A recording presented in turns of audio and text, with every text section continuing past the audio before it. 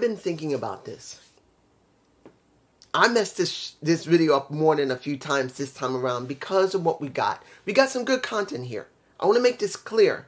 Here in Chicago, we got some good content. This was not a bad show. Yes, was the camera work good? No. I'm making it clear. It had issues again because it looked like the camera work from the first 2 matches were okay to so-so, and then the remaining matches, the camera work just fell off. And you can start seeing them do this. On and off. They can't get it perfect. But as I've always said, I'm not asking Impact to get the camera work perfect, or the audio perfect, or their lighting perfect. I'm just... Sorry, it just spazzed out. I'm just want them to do an okay show. And let me review what the content they produce, not their production value. But as you know me, I have to be honest. And 3 out of the 5 matches they had, the production value was not good when it came to the camera work. Lighting was fine. Audio was actually good. The fans, they were a lot more active than most places they've been to. So it's good. But I'm not going to hide it. I'm not going to say that the show was great. I don't know how Jesse is going to do it. Now, as you already know, JD's partner Jesse for AEW, he's reviewing it now. And he's going to have a different take than I do. And more power to him. He's got to have his own take. I don't want him to be a copy of me, and I don't want to be a copy of him. But I see things differently. I'm looking at this promotion for what it is. For its production value, and its storylines, its wrestling, and will it invoke an emotion by not only the fans at the venue, but us here on the tubes or anywhere that's watching it. So I'm going to tell you the truth. 3 out of the 5 matches, the camera work was not very good. It was spotty. But as I've always said, I'm not asking for perfect camera work. I just want to see what's in the damn ring. Not just because I want to take images of it, because as a fan, I want to watch. So, what did we got? We got a lot in the show. Opening, Dorado Kid versus Trey Miguel. Now, understand, Trey is Trey. I truly believe this is the best work Trey's ever done. And when it comes to his character, finally, he's reached the point where, honestly, if you stick him at the main event, or if you do still stick him in the X Division, he will be interesting. Dorado Kid, who just came back because, if you didn't hear, Dorado Kid, he'd been gone for months. For quite a while, we had not seen Dorado Kid. His intestines ruptured months ago, and he could have died, as far as I understand. I am glad to see him back, but Dorado Kid, for years, has been underutilized. Let's make this clear. I've always believed Dorado Kid deserved a title shot and a win. He'd been in Impact, he's been loyal to Impact, he's worked for Impact, and I truly believe it's time for him to finally get a shot at that title and win it. Do I believe he's ready? Well, it's going to depend on what Impact believes. But when it comes to his ring work, he's ready. You see this match between him and Trey. It is a great match. It's a good opener. In the end, I wasn't surprised Trey won. Of course he's going to win. But he's going in Under Siege next week against Chris Sabin. He has to. But when we got him holding up the show saying, I'm sick and tired of this, I'm going to lay down on the ring, and I'm pretty much going to say, you know what, I'm done with this. I want my respect. You guys better give me my respect. I'm waiting for respect. And I think that's what he wanted from Scott. He didn't get that. He got Chris Sabin. Now, what did I feel about Chris saying what he said? He said it perfectly fine. He said, look, you want respect? I'm giving you respect. I came here and faced you face to face. You should have been given more respect. You worked your ass off to get where you are. But, and I do mean but, you painted that damn, you tagged the damn belt. And didn't you, did you really show us respect? And that's everyone became before you, like a Samoa Joe. I believe he was an X Division champion. Chris was an X Division. Sabin was an X Division. Moose, I do believe he was an X Division champion at one point, wasn't he? Lashley was an X Division champion. he named a lot of people. And he basically shown disrespect. And he made it very clear that I'm in this ring, showing you respect. I'm going to take that damn belt away from you, bitch. Well, he didn't say it like that, but that's what he meant. He said, well, I've shown you respect. Now get the hell out of my ring, bitch. That's what he said. Was it done well? Yeah, I do believe it was done well. And I am interested in Under Siege what the match is going to give. But I'm going to be honest here. With the level that Trey Miguel is at, where he's done great matches, one after another, he has not made a bad match. The only time when if he ever does one is when his partner is not, he's not familiar with the partner. But everyone he's gone up against, he's been very familiar with. He's done very well. He's adaptive. Like a Ric Flair. He can adapt to anyone's style. He can make that person look like gold. And you know that Trey Miguel can do pretty much the same thing in the X Division style as a cruiserweight. But I'm going to be honest here. Do I believe it's time for him to drop the title?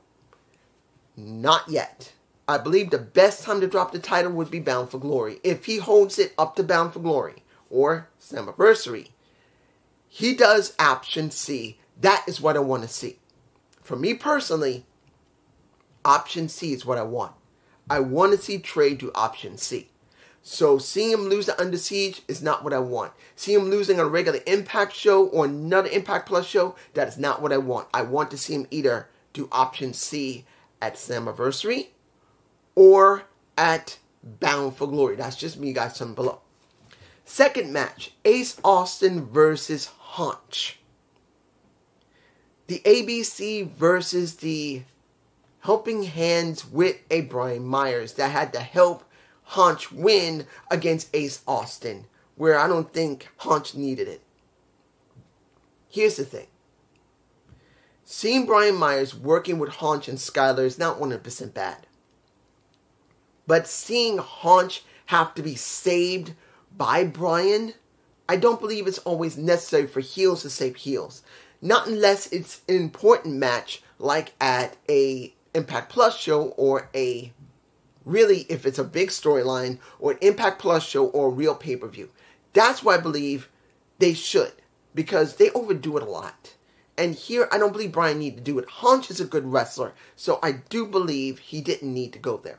That's just me. I will say that at one point, they did one very good move. I don't think I got the shot. If I did, it would be in my face right now, but unfortunately, I don't have the shot. But in the end, do I believe that Haunch and Skylar are going to gain something from Brian? I don't know. It's going to depend where they're going to go with this after Under Siege. I'm just saying. Now, I got to say this. The thing I really liked the most about the show was one backstage segment. I mean, I loved it. And that was Sammy and Rich having their moment together, talking about how they came together. How Sammy and Rich talked about how they met and how they've been together ever since then. And the thing that got me, personally, I don't know if you guys have seen that video package of them talking about how they met and how they've been close together. I suggest you watch it.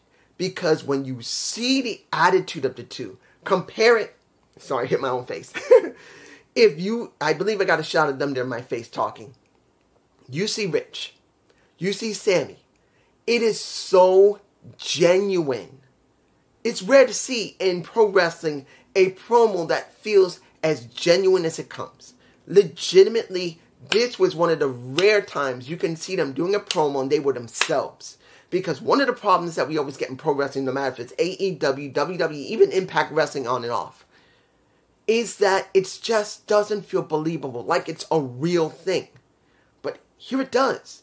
Sammy went to Rich, making it really clear, there is no one else I can trust.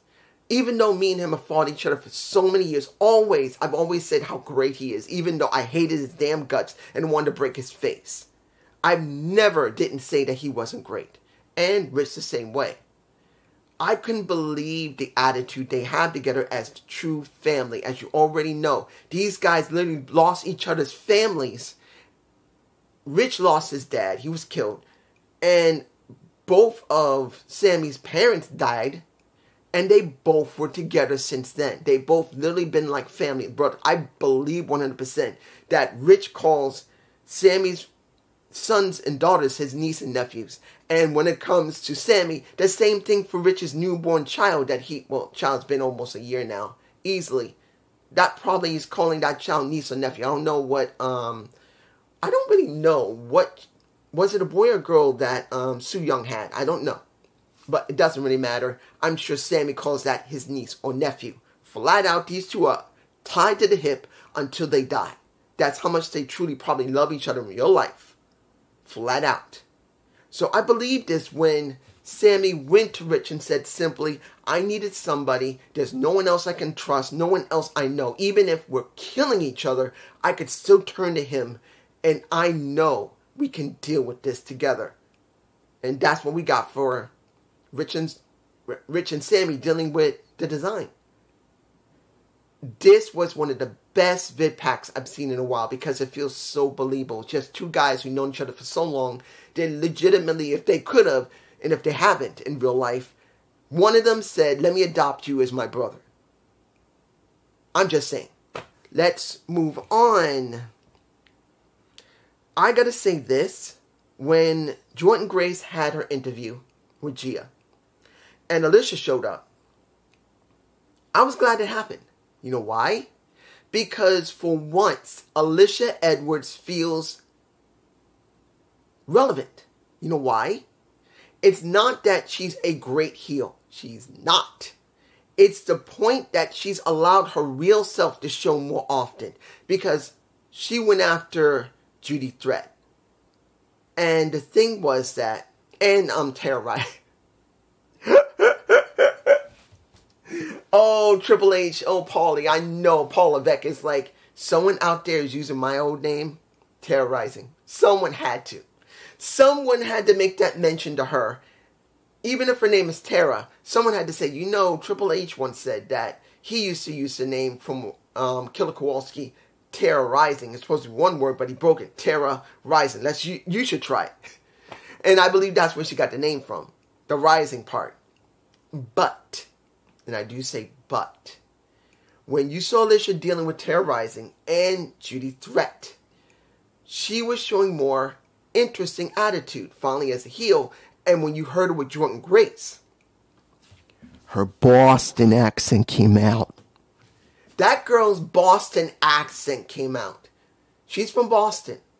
And that accent came out. That attitude came out. Look, you got to understand, if someone who doesn't live in like one of the cities on the West Coast or the East Coast of the United States, if you're in another country, you got to understand, in many cases, you can tell who the person is from their accent and where they come from.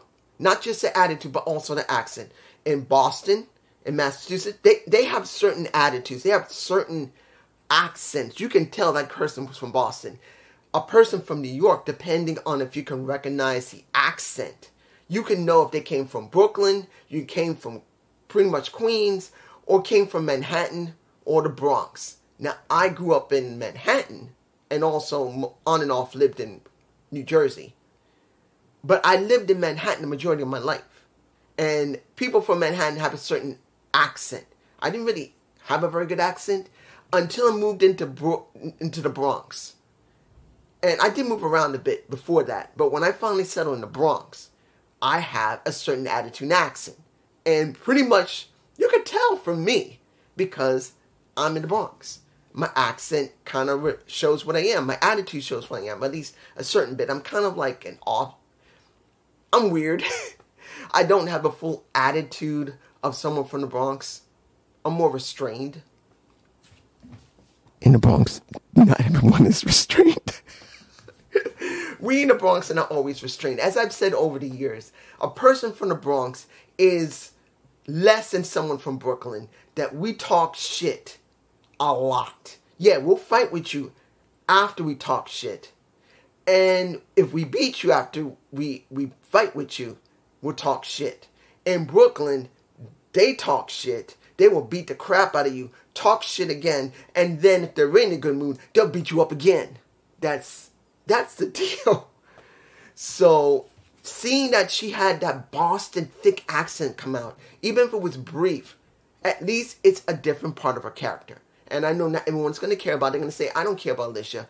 But at least it's good to see she's doing something different because, let's be honest, Alicia's been around as long as Eddie has been.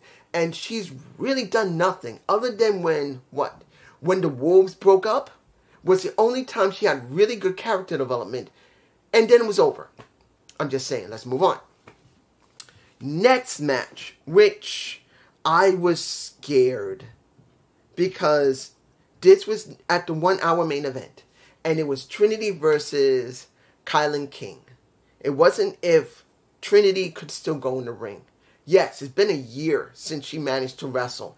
And she probably had a little bit of ring rust. I'll tell you she didn't. But the worry for me was not about Kylan or Trin. It was production. Because I was terrified. This was going to happen. I'm telling you. If you don't think being able to see the match itself is important, you can switch my show off. I'm being honest. If you think, oh, I'm fine with them doing this all the time, and you barely see anything in the ring, you can just switch off my channel right now. I'm being honest here.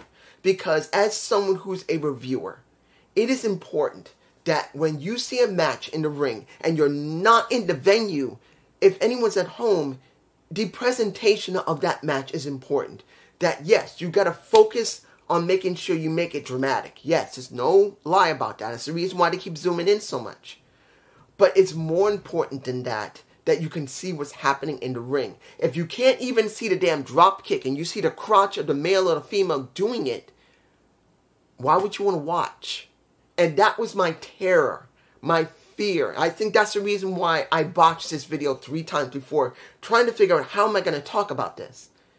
Now, was the match good from what you could see? Yes. And I'm not going to lie to you, there was a lot of zoom-ins and a lot of bad shots where they, at first, when Kylan and Trinity got into the ring, Trin came in the ring strong. She looked great. Kylan King came in along with Taylor Wilde. That was fine. But once the match began, and the other matches, the first 2 matches were okay when it came to the camera, even though it was a little messy, a little bit.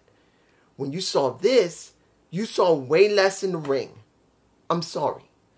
You could still see the match, but they made it very apparent they wanted it as close as possible to focus on Trinity and her face, Kylan King and their face, and how dramatic it was for their holds. And they missed the mark on at least half of the match itself. But also, this is where Trin made a mistake. And as a fan of Trin, who's been speaking about it since 2012, who's loved her and even said the girl deserved better and should have left WWE years ago. And I've said this, and you can look it up.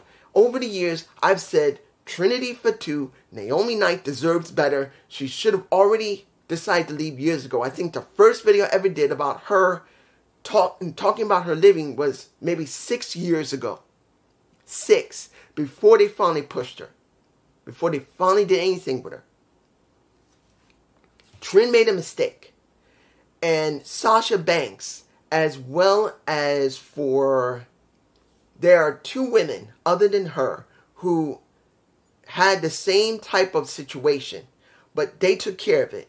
And that is, well, Sasha Banks when she was in WWE. I don't know about, no, it didn't happen when she faced Kyrie, Mercedes Moné.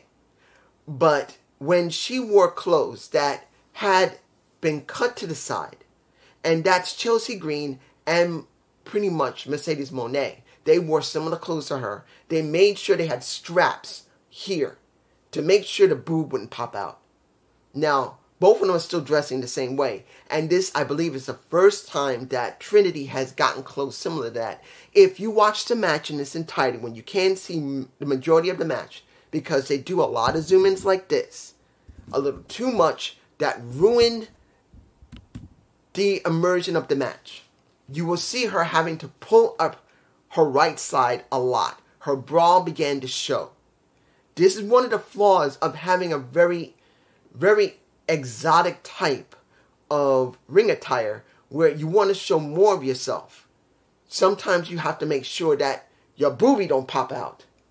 And in this situation, I'm sure after she did her tapings, I'm sure she probably went to a seamstress, at least I hope she would, and say, please, fix this, put a strap here that goes here so my breasts will not begin, or at least my bra will not begin to pop out. Because that happened a lot with her during this match. She had to do an adjustment a lot.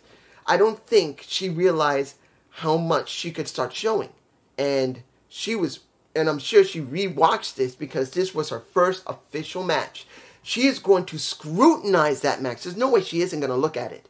And she's going to notice that, oh shit, I'm pulling up my shirt so much, worrying so much about my bra popping out or my titty popping out. I got to do something about it. So that is where she made her major mistake for herself. Wardrobe that needs to be adjusted, which is understandable. Some women, and even men sometimes, have a mistake where they get clothes that just don't fit correctly, and there's a flaw in them, and they've never wrestled in it before, either because it's brand new and they never tested it, or they've been away for a while, they want to look great, and got new clothes. In this case, this is what she learned. In the end, we got Starstruck used. And I've seen her use that move once in a while in WWE. So now, and I got to say this, the match itself was actually good, but you can see, and if anybody says, I don't like Naomi, I don't like Trinity because she's so boring, she does the same moves. No, she didn't. In this, she did at least 6 different types of moves. She tried to do a heat seeker that's similar to MJF. You can't tell me she didn't do that. She did several different moves that normally she would not do in WWE. Several of them. I say at least 6. I could be between 4 and 6. I think 2 of them might have been the same. She just did it differently. Trying to see if she can get it done. But I'm telling you right now, she's not using the same movesets completely. She is legitimately trying to redefine herself in her ring work, which is great. With all the years she worked in WWE, she can now become a ring general. Not saying she was a bad wrestler and couldn't guide a match. The match between her and Charlotte Flair, those 2 to 3 matches she had in recent memory, was actually very good. Really damn good. But it doesn't mean that she let it. That's Charlotte Flair. They're always going to make sure Charlotte does what she does and make sure that she can lead the match. But now, when it comes to Trin, she now, because of her status, has the opportunity to be turned into a ring general. She wasn't one. Doesn't mean she couldn't lead a match, but she's never had the opportunity to become one. Now, she can. And this is going to be a big question of how much of a ring general she's going to be. Is she going to go all the way with it and 100% lead the match? Or is she going to do a halfway job where most people work with their partner to make sure that, yeah, both of them get a little bit in, but it's not like she wants to just tell that person, this is what I want. It's going to be up to her how she's going to lead. I'm just saying. Next. Oh, almost forgot. Vidal. 2 segments with Vidal. One before the match happened, where pretty much he said, I'm in trouble because of you not picturing. She said, it's not my fault. You took it. Said, Shaw is not liking that. And said, not my problem. And then after the match is over, Vidal approaches her, tells her that the match at Under Siege is now going to be between her and Shaw, which I'm fine with. And he gets his head kicked in. Next to getting his hand ringed. I'm fine with that. I'm glad that happened. Now, 2 more things before we get to the last few matches here. Dirty Dango. And I know you know who you are, my friend. You know I'm talking to you. I believe your name's Stefan. You know who I'm talking. I'm talking to you. I know you're happy you got to see your boy, Johnny Swinger, and Ziggy Dice. I'm sure of it. But I'm sure you're even going to be more happier because Dirty Dango is no longer a comedic guy, because we just discovered that he tried to set up Johnny Swinger and Ziggy Dice. And they said, we're not in this, but why don't you check Joe Henry? So Joe Henry was... I still have to check. Joe Henry comes out of nowhere, claps, and he says, look, I ain't doing anything. And Dango says, you know you tried to take my spotlight. And he said, look, I am the Digital Media Championship. I got to do what I got to do. I'm not involved. And he said, you're the one who did it. And as he's grabbing him, Joe Henry grabbed him, tore his shirt, and you see the bald spot right there where they realize, oh, it was Dirty Dango from the beginning, and guess who get laid out? Joe Henry gets laid out. And Dango, who now is Dirty Dango, not Detective Dango, has shown, I know what I'm doing. He wants the Digital Media Championship. Good. This is something it's not bad to see. A nice twist. And I'm sure my friend who loves Johnny Swing and probably didn't like 100% that I said Dirty Dango was more entertaining than Johnny due to the fact of how many different times that he had been on top when it came to comedic stuff. He's probably happy now because Dirty Dango, if I'm right, is no longer going to be doing comedy. He's going after the Digital Media Championship. Yeah, he'll act silly, but he's making it very clear he wants a title. Just saying. Jody Threat versus Shira. I believe that's her name. Here's the problem. I still don't buy Threat as a face. She's acting like one. I just don't buy it. I'm not feeling it. I don't know why she's still a face. I know people say, well, she came from Canada. She's been playing a face. But there's a point when you notice how a person looks, how a person acts, how a person wrestles. They need to be a certain persona. And I'm just not feeling her as she's not a face. And I don't hate her, but she just doesn't feel like a face. Just like with Valkyria in NXT, she just doesn't seem like Valkyria. She feels like something that Lash Legend should be. And Lash Legend should be her. I'm just saying. And she did a fine match. It wasn't a bad one. But then you see, when they bring in someone new, how many times do they keep bringing in someone who's a jobber for them? Haven't you noticed that they're doing more jobbing for individuals than they are for the tag belts? For Coven? And we get that moment with Coven and Jessica, where Jessica's still waiting for Rosemary to come back, which they'll probably show it Under Siege. They will probably show it. But then I'm like, yeah, they're still playing on Jessica waiting for Rosemary and that she should go through the door and stuff like that. But where is the tag champions' opponents? You're willing to give Jody Threat a knockout who just came in, fresh meat like they did for Marsha Slamovich. But why don't you do anything for the tag champs? Why are the fucking tag champs of the Knockouts division being treated like the NXT and the women's champions in WWE? Leave a comment below. I'd like to know what you think about that. The Knockouts tag champions deserves fresh meat to destroy. I'm just saying. Last match, 6-man tag, and the reason this tag is interesting and very predictable is that all of them are going to be in the number 1 contenders match at Under Siege for the next shot at the world title, Immaculate. Was it good? Damn straight it was. The one match I want to see so much is Moose versus not Kaz or Yamura. It's Moose versus Gretchen. The very little activity they had between each other. I want to see how Moose is going to deal with a submission expert who is almost the size of his kid in Gretchen. Because you got Moose here. Gretchen is this tall. And there's nothing wrong with Gretchen. He's my height. Moose is a tall-ass man.